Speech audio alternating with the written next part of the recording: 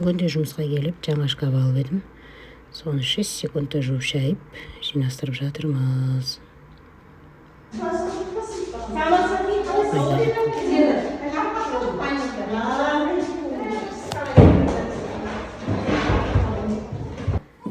Әңгімемізді осылай жұмыс істеп жүріп тыңдаймыз.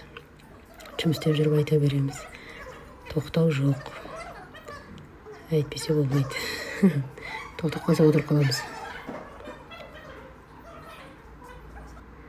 Екінші шкафты бастадым. Бұны да 6 секундта жуып тастап жатырмын.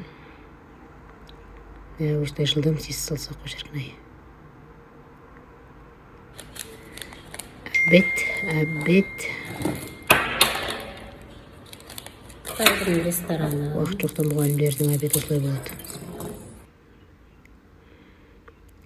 Осыны жақсы көрмеймін, сонда да ләз жоқ.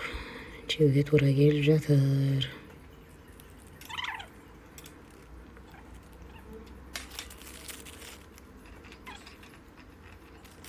Біреу қызықтырса ғана жеймін. А так жемеймін. Бір қызықтырып көрсетеді. Содан аппетитім ашылмай қайдым.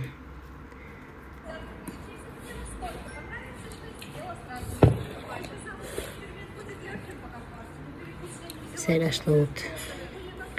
Мейлі. Микробтарымыз өлсін деп жеп отырық.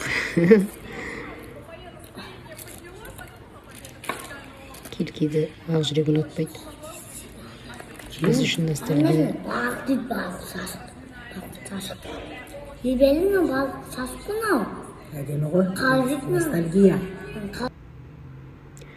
Енді 3-ші шкафқа кірістім. Бұл оқушылардың шкафы. 3 сағат жуған шығармын. 6 секундта бітірдім деп бітірген түрім осы. Кеш батты, түнде қайтып бара жатырмын үйге. 6 секундта берсем неге түнде қайтамын? Осылай мұғалімнің жұмысы көзге көрінбейді.